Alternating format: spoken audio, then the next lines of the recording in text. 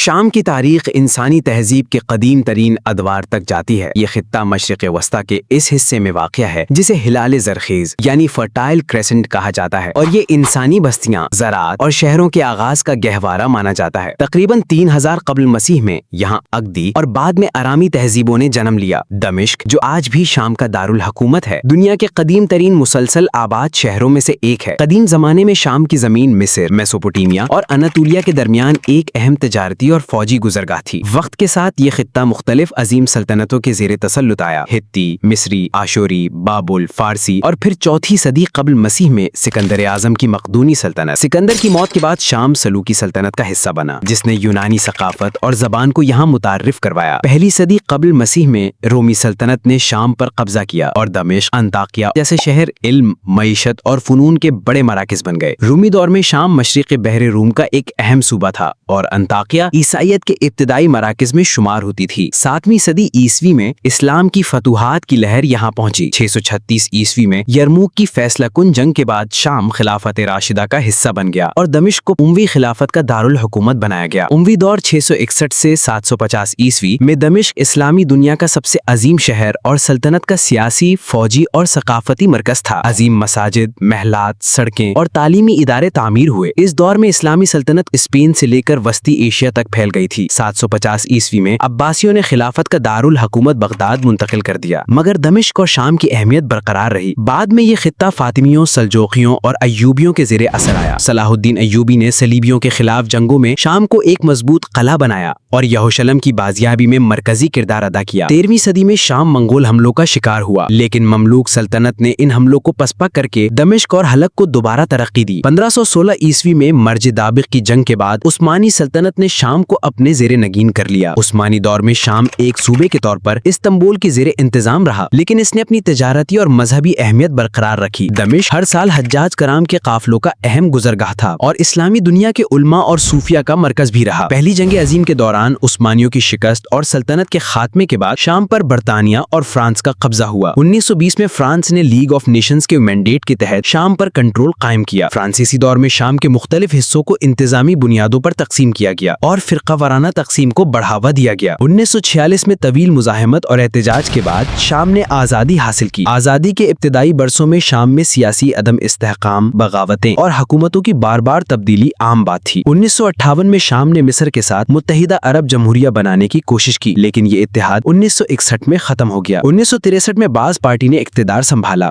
اور 1970 میں حافظ الاسد نے فوجی بغاوت کے ذریعے ملک کا کنٹرول حاصل کر لیا۔ حافظ الاسد کے دور میں شام نے خود کو ایک مضبوط مگر سخت گیر ریاست کے طور پر قائم کیا۔ اس دور میں شام نے 1967 کی 6 روزہ جنگ اور 1973 کی جنگ اکتوبر میں اسرائیل کے خلاف لڑائی کی، مگر گولان کی پہاڑیاں اسرائیل کے قبضے میں چلی گئیں اور آج تک واپس نہ آ سکیں۔ داخلی طور پر اسد حکومت نے سخت نگرانی، مخالفین پر کریک ڈاؤن اور فوج اور انٹیلیجنس کے ذریعے طاقت قائم رکھی۔ 2000 میں حافظ الاسد کی وفات کے بعد ان کا بیٹا بشار الاسد صدر بنا۔ ابتدا میں اصلاحات اور معیشت کی بحالی کی امید پیدا ہوئی، لیکن جلدی حکومت نے سیاسی آزادیوں پر سختی جاری رکھی۔ 2011 میں عرب بہار کی لہر شام پہنچی اور پرامن احتجاجات کے جواب میں حکومت کی سخت کارروائی نے خانہ جنگی کو جنم دیا۔ یہ جنگ تیزی سے ایک بد فریقی تنازع میں بدل گئی، جس میں حکومت، اپوزیشن، داعش، کرد افواج اور مختلف غیر ملکی طاقتیں شامل ہوئیں۔ روس اور ایران نے بشار الاسد کی حمایت کی، جبکہ امریکہ، ترکی اور خلیجی ممالک نے مختلف باغی گروپوں کی مدد کی۔ اس خانہ جنگی نے شام کو تباہ کر دیا، لاکھوں افراد ہلاک، کروڑوں بے گھر اور تاریخی شہر کھنڈر بن گئے۔ شام کی معیشت مکمل طور پر تباہ ہو گئی، بنیادی ڈھانچہ مٹ گیا اور معاشرتی ڈھانچہ ٹوٹ پھوٹ کا شکار ہو گیا۔ حلب، حمص، رقہ اور دیگر تاریخی شہر شدید نقصان کا شکار ہوئے۔ شام آج بھی مہنگائی، غربت اور سیاسی تنہائی میں مبتلا ہے۔ ملک کے کچھ حصے حکومت کے کنٹرول میں ہیں، کچھ کرد فارواج کے پاس ہیں اور کچھ ترک حمایت یافتہ گروہوں کے زیر اثر ہیں۔ خانہ جنگی نے شام کو کئی حصوں میں بانٹ دیا ہے اور امن کا قیام ایک مشکل ہدف بنا ہوا ہے۔ تاہم شام کی تاریخ ہمیں یہ بتاتی ہے کہ یہ زمین بار بار تباہ ہوئی، مگر ہر بار دوبارہ کھڑی ہوئی۔ دمشق اور حلب جیسی قدیم بستیاں جو ہزاروں سال سے آباد ہیں، آج بھی شام کی تہذیبی جڑوں کا ثبوت ہیں۔ فینیقی، ارامی، رومی، اسلامی اور عثمانی ورثہ شام کی شناخت کا حصہ ہیں۔ عوام کے دل میں امن کی خواہش اور دوبارہ تعمیر کا عزم موجود ہے۔ اگرچہ موجودہ حالات مایوس کن ہیں، مگر شام کی تاریخ اس بات کی گواہی دیتی ہے کہ یہ زمین ایک دن پھر سے امن، ترقی اور ثقافت کا مرکز بن سکتی ہے۔